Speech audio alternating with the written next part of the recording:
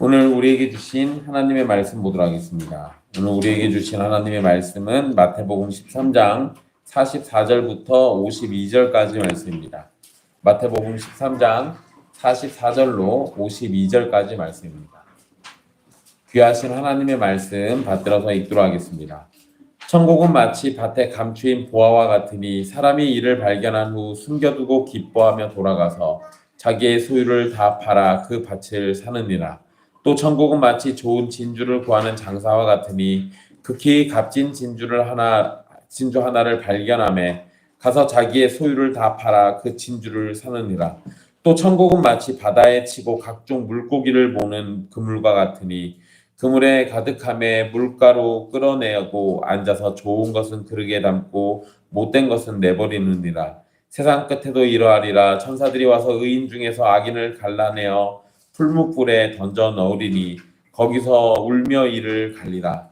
이 모든 것을 깨달았느냐 하시니 대답하되 그러하오이다. 예수께서 이르시되 그러므로 천국의 제자된 서기관마다 마치 새 것과 옛 것을 그 곳간에서 내오는 집주인과 같으니라. 아멘. 이 말씀은 살아계신 하나님의 말씀입니다.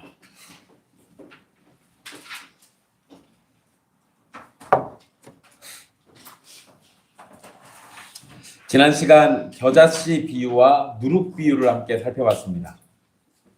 천국은 사람들이 생각하는 것과 달리 아주 작은 일로부터 시작하고 전혀 예상도 하지 못한 일들로 시작됩니다. 사람들의 방법과 지혜와 세상의 가치와는 전혀 다른 하늘의 지혜를 따른 하늘의 방법으로 하나님이 원하시는 가치를 세워가는 것이 천국입니다. 그리고 그 천국을 세워가는 일에 사람의 머리로는 전혀 예상도 하지 못하는 예수 그리스도의 죽음과 부활이라는 일을 통해서 만들어 가십니다. 우리의 예상은 철저하게 빗나가지만 그럼에도 천국은 하나님의 영광을 드러내는 아름다운 나라임이 분명합니다. 오늘 말씀도 천국 비유와 관련된 말씀입니다. 예수님은 천국이 마치 밭에 감춘 보화와 같다라고 말씀하셨습니다. 밭에다가 보물을 감춘다고요? 여러분, 은행이 보편적인 지금 시대와 달리 은행이나 보관소 같은 것이 없는 시대의 사람들이 귀중품을 보관하거나 숨기는 방법은 참 재미나게도 동서고금을 막론하고 땅에 묻어두는 겁니다. 그래서 항아리나 상자에 넣어서 땅 속에 묻어두는 것이 이 예수님 당시에는 일반적이었습니다. 한 10년쯤 된 것 같은데요. 저 김제 무슨 마늘밭에서 50억인가 뭐 나온 적이 있어요. 100억이요? 네. 왜 아버님 돌아가실 때 내가 여쭤봤어요. 우리 집 마늘밭은 어디 있습니까? 근데 여러분 뭐 그때는 그 도박했던 뭐 그거 운영한 사람들이 거기다 돈 그거 파묻어 놓고 이제 그랬던 거죠. 참 여러분 재밌어요. 지금도 깨끗하지 못하면 땅속에다 파묻어 놓습니다. 어쨌든 아마 그거 나왔을 때쯤에 교회에서 설교가 아마 이걸로 잔뜩 하지 않았을까. 밭에 감추인 뭐. 자, 어쨌든 여러분 당시 예수님 당시에 항아리나 상자에다가 귀중품, 돈, 보물들을 넣어가지고 땅에다가 묻어두는 것은 일반적이었습니다. 크게 이상하지 않은 거예요. 밭에 보물을 감추는 데는 여러 사정들이 있을 겁니다. 일단 보물의 주인이 보물을 밭에다가 숨긴 건 분명한데 보물의 주인이 지금 어떤 상태인지는 이 본문의 말씀 가지고는 알 수는 없습니다. 당시 상황에서는 보물의 주인이 여행을 하다가 사고를 당해서 죽었거나 또는 가족들에게 보물의 위치를 말하지 못하고 죽었거나 또는 가족들 모두가 죽어버린 경우, 이러면 보물의 위치가 거기에 있어도 모르겠죠. 이런 상황들이었을 가능성이 있습니다. 예수님의 말씀에서 어떤 사람이 밭에 감춘 보화를 발견하게 됩니다. 예수님은 그냥 사람으로 말씀하시지만 밭에서 보화를 발견한 것을 보면 이 사람은 그 밭에서 농사하던 사람이었을 겁니다.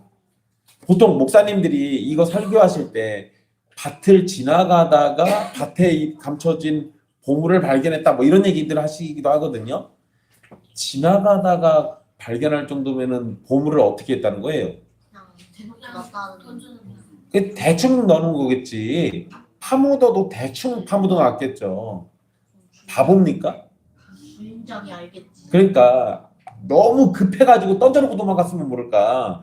그런 거 아니라면 이러기는 어렵죠. 그러니까 여기 문맥에서는 이 성경에서는 대놓고 얘기하지 않지만 이 사람이 밭에서 발견했다는 건 그 밭을 빌려가지고 농사를 짓는 소작농이에요.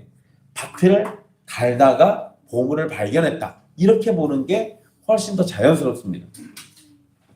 어쨌든 이 사람의 정체가 무엇이든 이 사람은 보화를 발견한 후에 그것을 숨겨뒀습니다. 그리고 기뻐하며 돌아가서 자신의 소유를 다 팔아 그 밭을 샀다고 예수님은 말씀하고 계십니다. 이 사람이 보화를 차지하기 위해서 보인 모습은 자신의 소유를 다 팔아서 밭을 사는 것이었습니다. 밭의 주인이어야 그 보화의 소유권을 주장할 수 있습니다.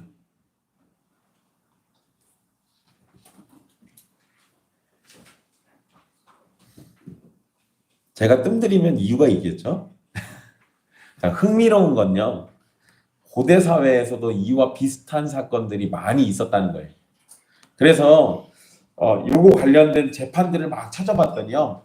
어떤 왕은 보물을 발견한 소작농이 있는데 쌈이 났습니다. 밭주인하고. 그래가지고 고민을 하다가 어떻게 했냐. 소작농과 밭의 주인을 그 자녀들을 결혼시켜버려요. 그러면은 결국은 자녀들 거니까 이제 더 이상 안 싸우겠죠? 이렇게 해가지고 문제를 해결하는 왕도 있고요. 또 어떤 왕은 보물을 발견한 사람과 밭의 주인이 있는데 이거 가지고 막 싸움이 나니까 결국에는 동네 사람들한테 물어봐서 누가 평판이 더 좋은지를 물어보고 더 좋은 사람에게 줬다라는 기록도 있습니다. 그러니까 밭에다가 또는 어디 땅에다가 보물을 숨겨뒀다가 이것 때문에 싸움이 났던 경우들이 고대에 이런 기록들이 있는 거 보면 자주 있었던 거예요. 그리고 당시의 로마법이나 유대법 모두 밭의 주인이 보물을 모르고 있었다면 보물은 밭을 산 사람의 것이라고 정하고 있습니다. 그러니까 만약에 내가 밭의 주인이어도요. 내가 보물을 파묻어 놓고 잊어버렸어. 거기에 보물이 있는 거를 생각을 못하고 있어요. 그리고 밭을 내가 팔아버리잖아요. 다시. 그러면은 그 밭을 사간 사람이 그 캐냈을 때 이제 그 사람 거예요. 그러니까 이 오늘 본문에 나온 이 사람은 도둑질을 한 게 아니에요. 예수님의 비유에서 보화를 발견한 사람이 그것을 감춰두고 자신의 소유를 다 팔아서 밭을 사려고 했던 것은 보화를 합법적으로 자신의 것이 되도록 하기 위함인 겁니다. 그러니까 이 사람은 불법을 저지른 게 전혀 없어요.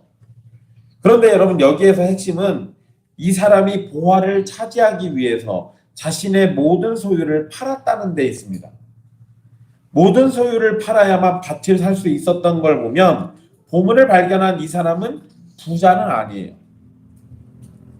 게다가 소유를 다 팔아 밭을 샀는데 만약에 밭을 사는데 여러분 원래 주인이 밭을 팔면서 잠깐만 기다리세요 하고는 가서 땅속에 있는 보화를 빼버리면 그거 패내고 밭만 팔아버린다면 이 사람은 다른 것은 없이 그냥 뭐만 생긴 거예요? 밭만 생긴 거예요. 그죠? 이러면 이제 망한 겁니다. 그러니까 이렇게 놓고 보면 이건 분명히 위험할 수 있는 결정인데 그럼에도 보화를 발견한 사람은 기뻐하면서 자신의 모든 소유를 팔아 밭을 샀습니다. 밭에서 발견한 보화가 자신의 모든 소유를 포기할 만큼 절대적 가치를 가지고 있었기 때문에 그런 겁니다. 예수님은 이 비유를 천국이라고 말씀하셨어요. 이게 지금 천국과 관련된 비유라는 겁니다. 밭에서 발견한 보화를 차지하기 위해서 자신의 모든 소유를 포기하는 것처럼 천국도 절대적 가치를 가지기 때문에 모든 것을 희생할 가치가 분명히 있다라는 겁니다. 그리고 이제 두 번째 비유로 45절에 또라는 단어로 시작을 합니다. 이것은 다음 비유가 앞에 나온 비유와 핵심이 또는 내용이 의미가 같다라는 것을 보여주는 겁니다. 자, 앞에서는 이 밭에 감추인 보화에서는 가난한 농부가 등장인물이었다면 이번에 등장하는 사람은 진주를 구하는 장사꾼입니다. 이 장사꾼은 좋은 진주를 찾으러 다녔다라고 돼 있어요. 그래서 구하는 이라는 표현으로 이 사람이 열심히 찾아다녔음을 표현해주고 있습니다.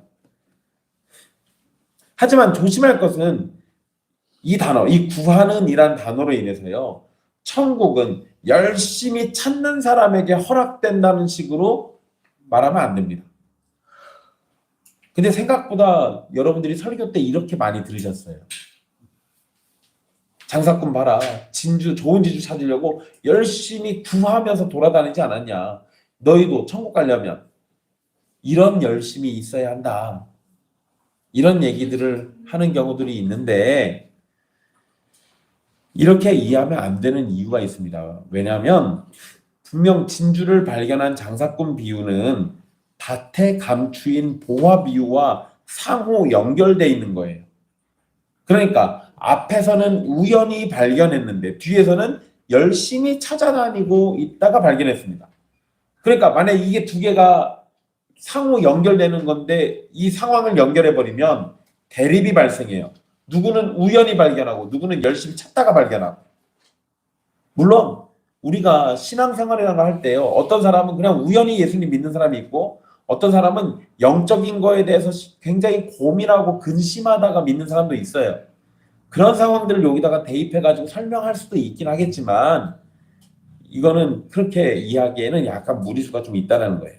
어쨌든 어떤 상황에서 발견했는가를 따지는 게 아니라 이 값진 보물 또는 진주를 발견하고 난 뒤에 어떻게 해서 얻게 되었는가, 이게 훨씬 중요한 겁니다.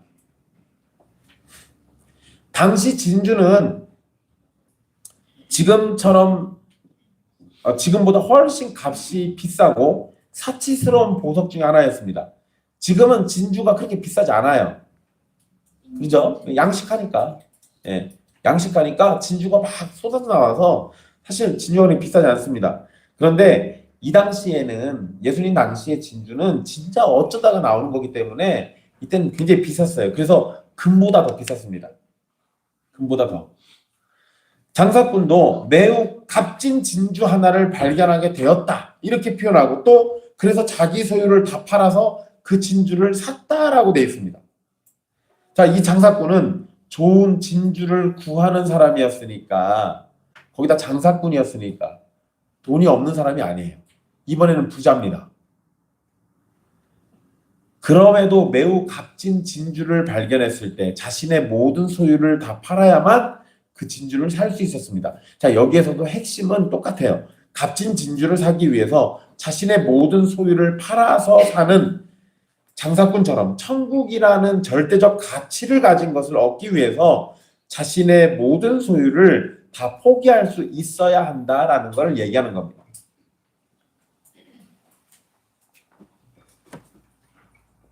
예수님께서 누가복음 14장 33절에 예수님의 제자가 되기 위해서는 자신의 모든 소유를 버려야만 한다라고 말씀하셨습니다. 제자가 되기 위해서 어떻게 하라고요? 자신의 모든 소유를 버려야만 한대요. 아, 그러면 목사님 저는 이제부터 거지가 되겠습니다. 아, 이런 의미가 아니에요. 요 자기의 소유를 버린다는 거는 뒤에 가서 다시 또 마지막 부분에 얘기해 드릴게요. 자신의 모든 소유를 버리지 않으면 능히 예수님의 제자가 될 수 없다라고 예수님이 말씀하셨습니다. 그래서 제자가 되기 위해서는 우리가 얼마나 많은 것을 포기해야 하는지 이것을 강조하고 있는 거예요. 그런데 여러분, 모든 것을 포기한다? 그럼 다 버리라는 얘기잖아요. 그런데 우리가 실제적으로 이렇게 다 버리는 게 가능해집니까? 실제로 그러진 않아요. 잠깐만, 이거 그러면 제가 좀 뭔가 과장한 것 같은데? 지난주에 뭐 배운 거 있으시죠? 납비들의 과장법. 그런 식으로 이해하시면 돼요. 물론 저는 여러분들에게 문자 그대로의 이해도 권합니다. 예수 그리스도의 제자가 되려면 모든 것을 다 버릴 수 있는 사람이어야 돼요. 그런데 여러분, 제자가 되기 위해서 얼마나 많은 것을 포기해야 하는지를 강조하고 계시지만 동시에 우리가 포기하는 것 이상으로 큰 상급과 값진 선물을 하나님께 받게 될 것임을 보화와 진주 비유에서 우리는 알 수 있어요. 우리가 포기한다고 우리가 모든 걸 다 버린다고 해서 그냥 그걸로 끝내시는 게 아니에요. 우리에게 큰 상급, 값진 선물 이것을 분명히 주십니다. 47절에는 또 다른 비유를 말씀하시는데요. 바다에서 물고기를 잡기 위해서 친 그물의 상황으로 천국을 설명하십니다. 자, 여기에서 그물은 작은 그물이 아니라 수백 마리의 물고기를 잡는 큰 그물을 의미합니다. 48절은 일반적인 어부라면 항상 하던 일의 내용이 기록되어 있습니다. 그물에 가득함에 물가로 끌어내고 앉아서 좋은 것은 그릇에 담고 못된 것은 내버리고, 이건 당연한 거예요. 그물은 크고 작은 것을 가리지 않고 좋은 것과 나쁜 것을 가리지 않고 모든 것을 잡습니다. 사실 그물에 눈이 달려가지고 얘가 골라내 주는 거 아니잖아요. 그냥 일단 닥친 대로 다 잡고 난 다음에 골라내요. 그래서 어부들은 물고기로 가득 찬 그물을 끌어올린 후에 나쁜 것을 골라냈었습니다. 좋은 것과 못된 것의 구분, 여기서는 좋은 물고기와 못된 물고기로 얘기하는데, 이거에 대해서 우리는 정한 것과 부정한 것 이렇게 이해할 수도 있고, 또는 먹을 수 있는 것과 먹지 못하는 것 이렇게도 생각할 수 있습니다. 그런데 예수님은 어부가 그물에 있는 못된 물고기를 내버리는 것과 마찬가지로 마지막 때에 천사들이 와서 의인 가운데 악인을 골라낼 것이다 라고 말씀하셨어요. 의인 가운데 뭘 골라낸다고요? 악인을 골라내요. 자, 여러분, 그리고 50절은 42절 말씀의 반복입니다. 42절에도 풀무불에 던져 넣으리니 거기서 울며 이를 갈게 되리라 라고 써 있고요. 50절도 풀무불에 던져 넣으리니 거기서 울며 이를 갈리라 이렇게 돼 있습니다. 똑같은 얘기예요. 분명 심판에서 악인이 당하게 될 끔찍한 처지를 묘사한 건데, 물고기를 잡는 이야기가 나오기 때문에 어떤 사람들은 이 비유를 전도와 연결해가지고 이해하려고 합니다.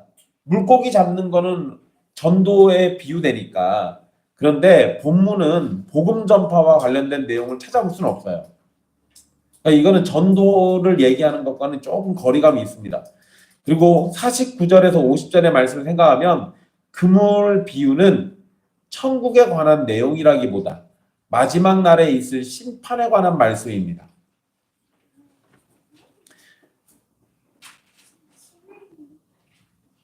그런데 예수님이 분명 47절에 또 천국은 마치라고 이렇게 얘기하셨어요. 그러니까 이거 분명 천국 비유는 천국 비유거든요. 그러니까 여기에서 써진 내용은 천국과는 상관없는 것처럼 보이지만 심판에 대한 얘기지만, 천국은 심판받는 것과 대조적으로 이해가 되는 거예요. 이것도 역시 우리가 기억을 하셔야 합니다. 복음은 듣기 좋은 말만 하는 게 복음인 게 아니고, 하나님의 심판이 있는 가운데 우리가 구원받는다라는 걸 얘기하는 게 복음이에요. 그러니까 심판이 있다라는 사실을 기억하셔야 돼.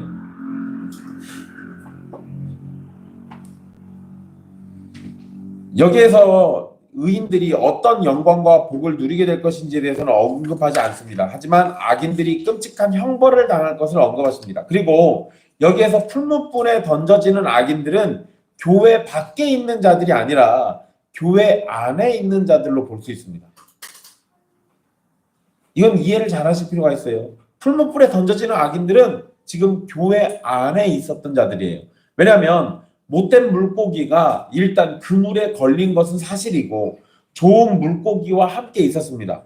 그런데 어부가 좋은 물고기와 함께 못된 물고기를 골라내서 버렸잖아요. 마찬가지로 의인들 중에서 악인을 골라내서 풀무불에 던진다는 것이기 때문에 여기에서 심판을 받는 자들은 교회 안에 있는 자들 가운데 좋은 열매를 맺지 못한 사람들을 가리키는 겁니다.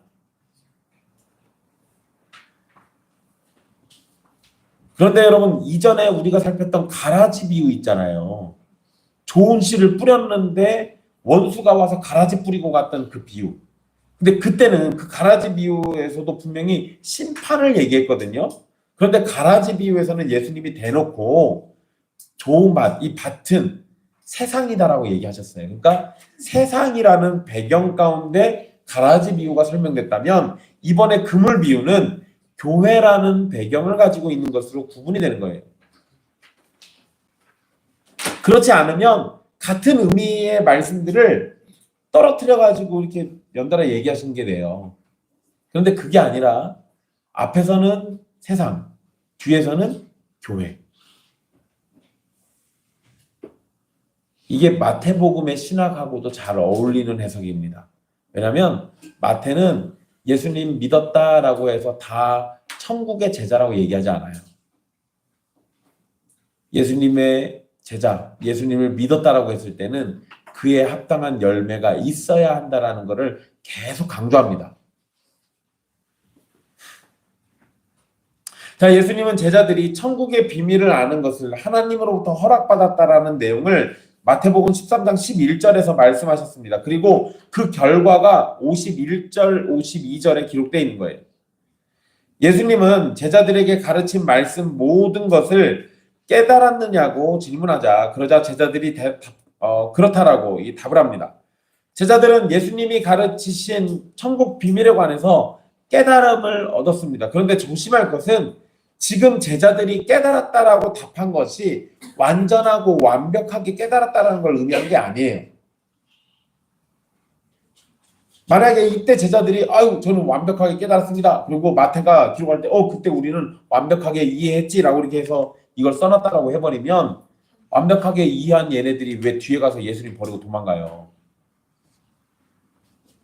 그러니까 여기서 이 깨달았다라는 거는 완벽하게 깨달았다라는 의미는 아니에요. 제자들은 성령님이 임하시기 전까지 예수님의 가르침을 온전히 깨닫지 못했습니다. 여기에서 제자들이 깨달았다라고 대답한 것은 예수님의 말씀에 관해서 기본적으로 이해했고 천국의 비밀을 받아들이기 시작했다라는 의미로 이해해야 합니다. 자, 어쨌든 제자들이 51절에서 비유를 깨달았다라고 답한 것에 대해서 예수님은 52절에 그러므로 라고 하면서 말씀을 이어가시는데요. 여기에서 그러므로 라는 말은 결국 제자들이 분명 이전보다 천국에 대한 이해가 생겨났다라는 것을 의미하는 겁니다.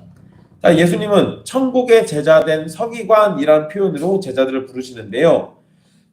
예수님의 제자들을 지금 천국의 제자된 서기관이라고 부르면서 천국 비밀을 깨달은 제자들의 역할이 무엇인지를 명확하게 가르쳐주고 있습니다.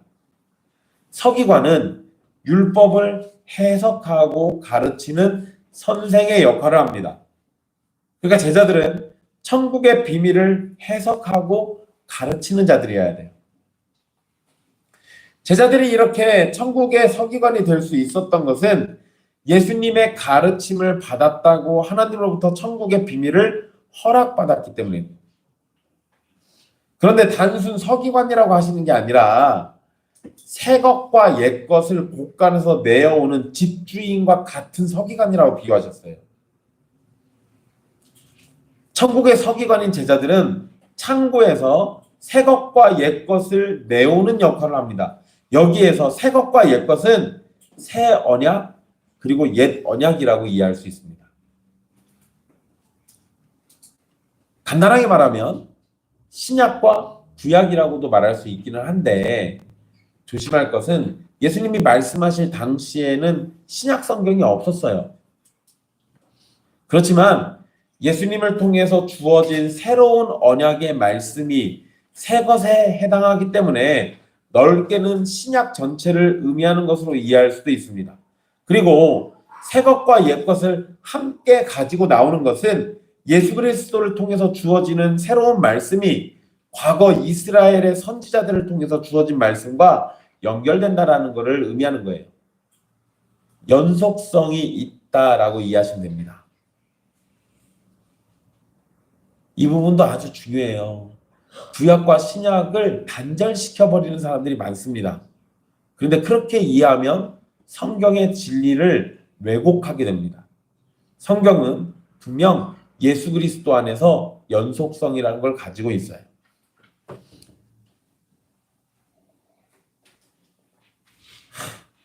자, 오늘 말씀을 정리해 보면요.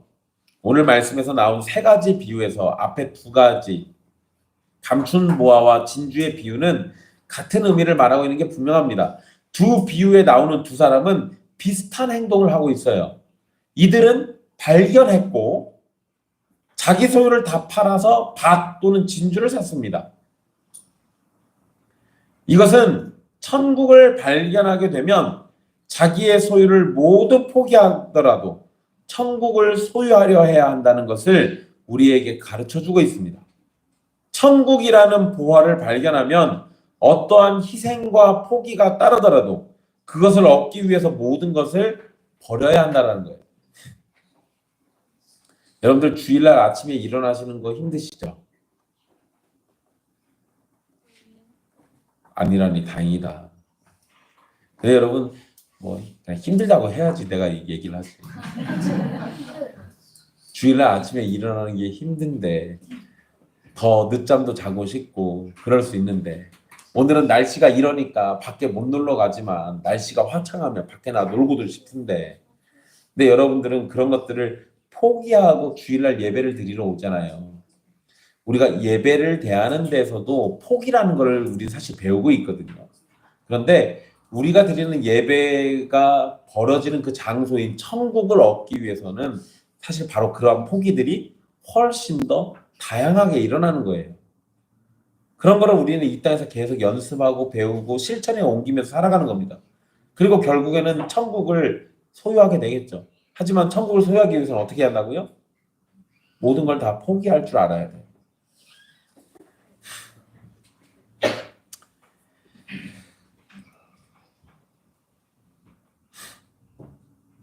천국이라는 보화를 발견하면 어떤 희생도 어떤 포기도 그게 어려운 일이 아닙니다. 진주를 찾은 상인은 값진 진주를 발견했을 때 그것을 갖기 위해서 자신의 소유를 다 팔았죠. 근데 이 사람은 원래 뭐 하는 사람이에요?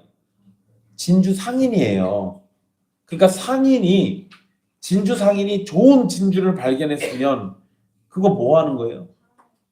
그쵸? 샀으면 또 팔기도 하죠. 상인이니까. 그죠? 그러니까 만약에 그런 개념으로 접근한다고 하면 이 진주 상인은 이 값진 진주를 갖기 위해서 자기 소유를 다 판 거는 사실상 투자의 개념입니다.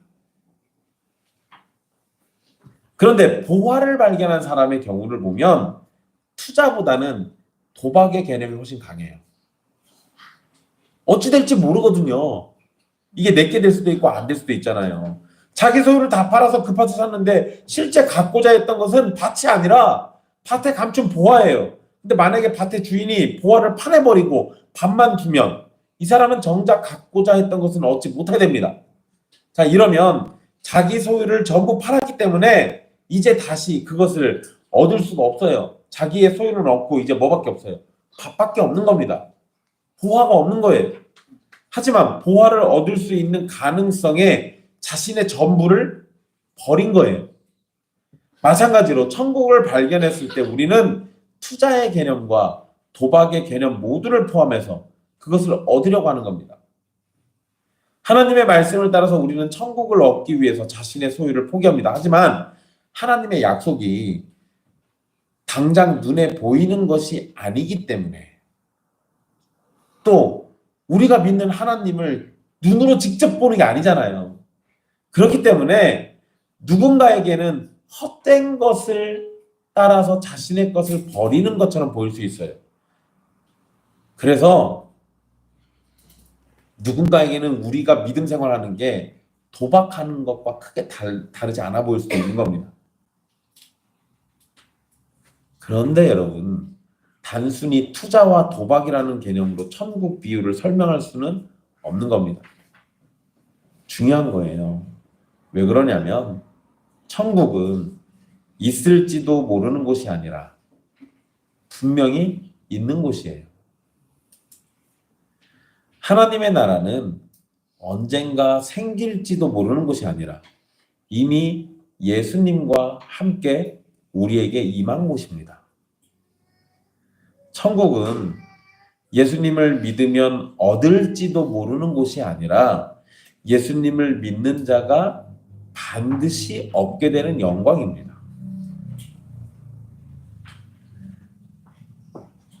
그러니까 우리가 도박이라고 생각할 수 있는 개념이지만 하나님의 말씀이 우리에게 사실이라면 이건 도박이 아니에요. 확실한 것에다가 투자하는 겁니다. 그러니까 여러분 제가 투자라는 표현을 자꾸 쓰니까 여러분들 거슬리실 수도 있는데 나중에 누가복음에 보면 예수님이 투자라는 얘기 하세요. 하나님 믿는 거, 예수님의 제자가 되는 거 가치를 따져보고 해보라는 얘기 하세요. 예수님 스스로도 믿음에 대해서 그런 얘기 하십니다. 이거 왜 그럴까요? 사람은 전능하신 하나님을 섬기는 것보다 우리에게 돈을 주는 물질을 섬기는 걸 참 좋아합니다. 그리고 여러분 그렇게 물질로 표상되는 여러 우상들을 잘 보면 우상들에게 뭔가를 바치고 뭘 얻어먹는 개념이잖아요. 뭐예요 이거? 투자예요. 그런데 그 우상이 줄지 안 줄지 모르죠. 도박이기도 합니다. 그러면 막연하게 줄지 안 줄지 모르는 그런 이상한 애들한테 하지 마시고 하나님한테 하시라는 거예요. 하지만 하나님의 말씀이 사실인 이상 천국은 분명히 우리에게 주어지는 선물입니다. 잊어버리지 마십시오. 보화와 진주가 또 쉽게 발견될 수 없었잖아요. 그런 것처럼 천국도 감춰져 있습니다. 그래서 아무나 발견할 수 있는 게 아니에요. 아무나 알아볼 수 있는 게 아닙니다. 설령 땅에 묻힌 상자나 항아리를 발견했다 치더라도 극히 값진 진주를 본다고 하더라도 그것의 가치가 어떠한지 알아보지 못하면 아무런 소용이 없는 겁니다. 그래서 보화와 진주의 가치를 알아보는 눈을 가진 것도 이미 은혜를 받은 거예요. 마찬가지로 천국의 진리와 천국의 비밀을 듣고 그 가치를 알아보는 것은 아무에게나 허락된 것이 아니라 하나님의 은혜를 받은 자들에게 허락되는 겁니다. 목사님, 저는 아무리 들어도 천국 비밀 같은 거나 천국 가치는 도무지 생각이 안 되는데요. 저는 은혜를 안 받은 것 같으니까 이만 떠나겠습니다. 그런 분들을 위해서 예수님이 마지막 그물 비유를 얘기해 놓으셨어요. 그러니까 그냥 떠나면 안 됩니다.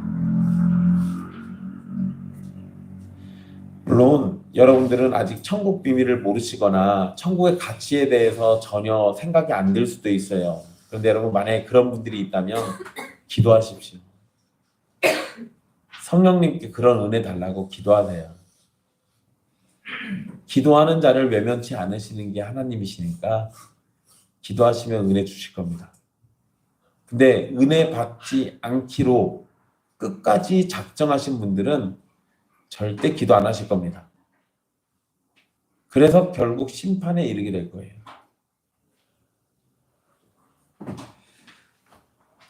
자신의 모든 것을 포기하고 이 천국을 산다라고 할 때 천국을 발견한 사람들은 일단 천국을 사기 위해서 자신의 모든 소유를 다 지불해야 하는 거예요. 그런데 누가 천국을 위해서 자신의 모든 것을 버릴 수 있을까요? 자신의 모든 것을 포기하고 천국을 산다고 한다면 자신의 목숨까지도 포기하고 천국을 사려야 합니다. 하지만 천국을 얻기 위해서 그렇게까지 자신의 것을 포기하는 사람은 거의 없어요. 간혹 가다가 세리인 마태가 세리라는 보장된 자리를 버리고 예수님을 쫓았던 것처럼 자신의 것을 버리는 사람이 있기는 합니다. 하지만 이런 사람이 일반적이지 않은 것도 사실이에요. 거기다가 마태는 예수님을 만났기 때문에 그게 가능한 거였어요. 그러니까 우리가 예수님을 직접 눈으로 보지 않는 이상 마태와 똑같은 일을 경험할 거라고는 생각하지 마십시오. 그러면 천국을 얻기 위해서 자신의 것을 모두 팔아 얻으려는 사람이 없는 이 상황을 우리는 어떻게 생각할 수 있을까? 우리가 이렇게 적극적인 반응을 보여야 하지만 모두가 마태처럼 하지 못하는 것이 현실입니다. 그래서 하나님이 친히 적극적으로 천국을 소유하도록 본인이 만들어 주셨어요.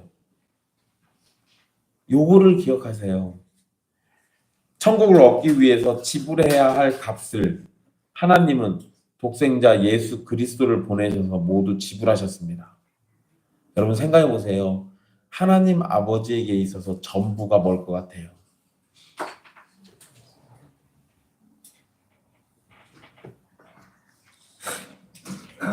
하나님이라는 존재에게 있어서 하나님이 만드신 이 세상은 아무것도 아니에요.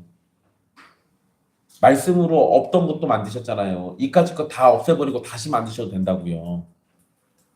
하나님에게 있어서 엄밀히 따지면 이 세상이라는 존재는 먼지보다도 가벼운 거예요.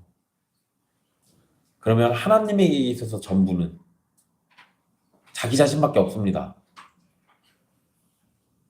그런데 그 하나님이 자기 자신이라고 여기는 존재가 3위가 있어요.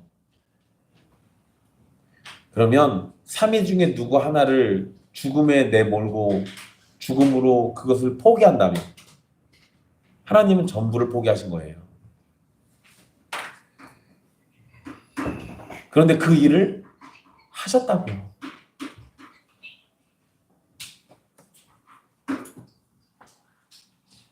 왜? 우리가 천국을 얻게 하기 위해서. 천국을 얻기 위해서 가져야 할 열정과 열심을 예수님이 보이신 열정과 열심, 곧 죽기까지 하신 순종으로 이루셨고 자신을 믿는 사람에게 전가해 주셨습니다. 모든 소유를 다 팔아 나를 따르라고 얘기하는 거예요. 우리가 못하니까 본인이 직접 해주셨다고. 거기에다가 딱딱하게 굳어있는 우리의 마음을 성령님을 통해서 부드럽게 하시고 하나님의 말씀이 마음과 귀에 들리게 하시고 하나님의 말씀을 통해서 우리에게 구원이 필요하고 구원자가 필요함을 깨닫도록 만들어주고 계세요. 그리고 그러한 깨달음을 얻은 사람은 우리에게 있어서 최고의 보물이 되시는 바로 예수 그리스도를 발견하게 됩니다.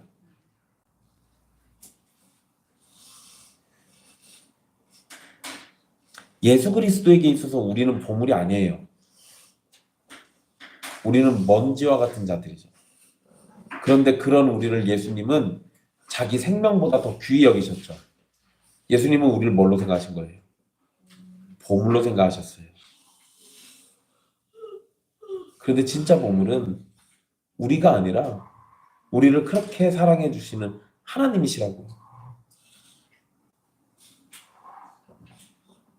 이전에는 알지 못하던 예수 그리스도의 가치를 깨닫게 되면 예수 그리스도를 믿고 따르며 예수 그리스도를 얻기 위해서 어떤 일이든지 하려는 각오와 자세와 의지를 가지고 따르게 되는 겁니다. 하나님 나라를 열렬히 사모하고 그 나라에 들어가기를 소망하는 사람이 있는 반면에 천국에 합당하지 않은 못된 물고기와 같은 사람도 있습니다. 예수님의 가르침처럼 그런 사람들을 기다리는 것은 끔찍한 심판뿐입니다. 49절에 세상 끝날이 되면 의인 가운데 악인을 골라내서 풀무불에 던져넣을 것이라고 말씀하셨습니다. 교회 안에 있는 악인들은 의인들 사이에 마지막 날까지 존재한다는 얘기예요. 슬픈 얘기죠. 그렇다고 해서 마지막 날까지 악인들을 교회가 용납하면서 그냥 내버려 두라는 얘기가 아닙니다. 교회는 악한 자들을 분별하고 경계하고 그들에게 회개를 요구해야 합니다. 필요하다면 그들을 교회로부터 분리하거나 교회로부터 거리를 두도록 만들기도 해야 합니다. 하지만 교회는 최대한 악인들을 품어야 합니다. 그들이 하나님의 은혜 가운데 성령님의 열매를 맺으며 하나님의 백성으로 드러날 때까지 품어야 하는 거예요. 그럼에도 끝내 열매를 맺지 않는 사람들은 악인으로 분류되어서 하나님의 심판을 받게 될 겁니다. 여러분 제가 대학 다닐 때 그 아가씨 때문에 CCC 갔었다고 얘기 드렸잖아요. 그 기독교 동아리 있어. 캠퍼스 크루사이드 포 크라이스트라고 해서 CCC야. 근데 여러분 제가 거기 다닐 때 저는 의도가 굉장히 불순하죠. 여자 때문에 온 거잖아요. 심지어 거기 CCC에 있는 사람들이 다 알고 있었어요. 쟤 새로 왔어. 근데 저는 늦게 갔거든요. 늦게 갔으니까 눈에 띌 거 아니에요. 늦게 온 쟤는 여자 때문에 온 거야 라고 소문 다 났습니다. 그러니까 사람들이 저를 어떻게 대했겠어요? 그저 그냥 뻗어놓은 보리자루 마냥. 혹시 제가 근처에 와서 황철민 묻을까봐 저랑 가까이 있게 안 지냈단 말이에요. 그런데 저를 담당하는 순장님이 있었어요. 원래는 제 순장님이면 남자는 남자였는데 제가 여자 때문에 갔잖아요. 그러니까 그 여자랑 같은 순으로 묶어가지고 그 여자를 담당하는 순장님이 여자였는데 그 순장님이 저를 담당했어요. 특혜 받은 거죠, 저는. 근데 그 순장님이 뭐라고 했냐면요. 다른 사람들이 저를 멀리하고 그러니까 뭐라고 혼내시면서 우리가 복음을 전해야 하는데 저 사람의 악한 의도 때문에 복음을 안 전하는 게 맞냐라고 얘기했어요. 그러니까 제가 무슨 마음을 품고 접근을 했든 본인들은 복음을 전해야 하는 사명을 가지고 있는데 왜 나 때문에 자기들이 그 사명을 버리냐는 거예요. 그러지 말라고. 만약에 그분이 저 내쳤어 봐요. 아마 지금도 우석대 어디 근처에서 방황하면서 사악한 짓 하고 있을지도 모릅니다. 여러분, 악인들이 교회 안에 있는 건 참 슬픈 일이긴 하지만 교회는 그 악인들을 끝까지 품어야 돼요. 그리고 그 사람들이 복음으로 변화되기를 바라고 기다려야 합니다. 그들이 복음으로 변화될 수 있도록 기도해주고 말씀을 들려주고 그들과 함께 예배에 동참하고 그렇게 하면서 그들이 변화되기를 소망해야 돼요. 여러분 교회에서 신앙생활 하다 보면 꼴 보기 싫은 사람이 분명히 있습니다. 내 기준에는 그 사람이 악인이겠죠. 그런데 내가 판단해서 악인이라고 말하는 것과 하나님의 판단이 동일할까요? 그건 모르는 거예요. 그건 모르는 거라고. 그렇기 때문에 우리는 눈으로 확실히 드러나는 어떤 범죄가 있지 않는 이상 모든 사람들을 용납해주고 그들을 품어주고 그들을 복음으로 변화할 수 있도록 함께 기도와 말씀으로 동참해줘야 하는 겁니다. 그리고 또 달리 생각할 게 있습니다. 자신이 교회 안에 있다는 것으로 안심하면서 천국을 확신하는 미련한 생각은 버리십시오. 마지막 때 하나님의 천사들은 좋은 것과 못된 것을 구분할 겁니다. 의인과 악인이 교회 안에 있다고 해도 악인들은 교회 밖으로 내쳐지고 교회 안에 있는 진정한 의인들만 천국에 들어갈 겁니다. 예수 그리스도를 온전히 믿고 믿음을 따라 선한 열매가 나타나지 않는다면 심판을 누구도 피할 수 없다는 사실을 기억해야 합니다. 세상 끝날까지 악인들은 아무렇지 않게 살아갈 겁니다. 어쩌면 성도들보다 더 많은 것을 갖고 더 많은 것을 누리고 더 많은 것을 얻으며 살아갈지도 모릅니다. 하지만 악인은 결국 하나님 나라 백성이 아닌 풀무불에서 영원한 고통을 받을 지옥의 백성일 뿐입니다. 그러니 지금 그들이 누리는 것으로 착각하지 마십시오. 그리고 마지막으로 예수님의 제자는 단순히 배우는 자리에만 있는 것이 아님을 기억하셔야 합니다. 예수님께서 제자들을 향해서 천국의 제자된 서기관이라고 말씀하신 것은 예수님의 제자는 천국의 서기관 역할을 해야 한다고 말씀하신 것 같습니다. 제자는 예수님의 말씀을 받습니다. 그래서 천국의 비밀을 깨닫고 점점 자라나게 됩니다. 그리고 그렇게 자라난 제자들은 자신이 깨달은 천국의 비밀을 다른 사람들에게 전하고 가르치는 일을 해야 하는 겁니다. 예수님의 참된 제자는 새 것과 옛 것에 모두 막힘없이 잘 깨닫게 될 겁니다. 그래서 새 언약을 깨닫고 옛 언약의 가치를 확인하게 됩니다. 이것은 새 언약의 주인이신 예수 그리스도를 알게 되고 옛 언약이 그리스도를 가리키는 것임을 깨닫는 것과 같은 겁니다. 천국의 제자는 신약과 구약을 모두 통합하는 진리를 가지고 있어야 하고 그것을 가르쳐야 하는 겁니다. 그리고 그러한 진리는 곧 예수 그리스도를 아는 지식에 있습니다. 근데 여러분 배우고 가르치는 것이 단순히 이 말로 하는 걸로만 끝나는 겁니까? 아니요, 그게 아니에요. 그게 아니라고요. 우리가 학습한다라고 할 때 배우는 것과 함께 내가 뭔가를 습득해서 얻어내잖아요. 그런데 거기서 끝나지 않아요. 내가 배운 것을 실천에 옮길 때 진정한 학습이 되는 겁니다. 여러분들이 말씀을 배우고 누군가에게 말씀을 가르치는 정도로만 끝나는 게 아니라 천국의 서기관이라면 말씀을 배우고 말씀을 가르치고 말씀을 따라 살아야 하는 거예요. 사랑하는 형제자매 여러분, 천국을 얻으려면 자신의 모든 소유를 다 팔아 천국을 사야 합니다. 이것을 예수 그리스도를 통해서 우리에게 이루셨고 예수 그리스도를 믿는 사람은 자신의 모든 것을 버리고 예수 그리스도라는 보화와 그분의 나라를 소망하며 살아가게 됩니다. 이것이 바로 은혜의 결과예요. 그런데 여러분, 우리는 여전히 우리의 소유를 다 파는 것이 유효한 것을 잊지 말아야 합니다.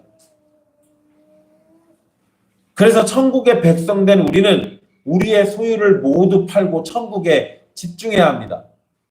여기에서 여러분, 판다라는 것을 물건을 사고 파는 행위만이 아니라 우리의 소유권을 하나님께 넘긴다는 의미로 이해할 수 있습니다. 그리고 지금 이 본문에서는 사실 그 얘기하고 있는 거예요. 마태복음 전체가 얘기하는 건 소유를 다 팔아 하나님께 헌금하라는 얘기가 아니라 소유를 다 파는 것처럼 너희들의 모든 소유권을 하나님의 권능 아래, 하나님의 통치 아래 모두 다 바치라고 얘기하시는 거예요. 여러분이 모든 소유를 팔고 천국을 얻는다라고 말할 때 이것은 하나님의 통치에 완전히 굴복하고 하나님의 통치에 자신의 모든 것을 따르는 것을 의미하는 겁니다. 여러분의 인생이 여러분의 것이지만 여러분의 진정한 주인이 하나님이심을 잊지 마십시오. 그것을 잊고 마지막까지 살아간다면 여러분은 그물에 걸린 악한 물고기였음이 드러나는 겁니다. 반대로 여러분의 진정한 주인이 하나님이심을 알고 그분의 사랑을 알고 그분이 그리스도 안에서 우리에게 은혜 주심을 잊지 않는다면 여러분은 천국의 제자된 서기관의 모습으로 살아가며 하나님께 영광을 돌리게 될 겁니다.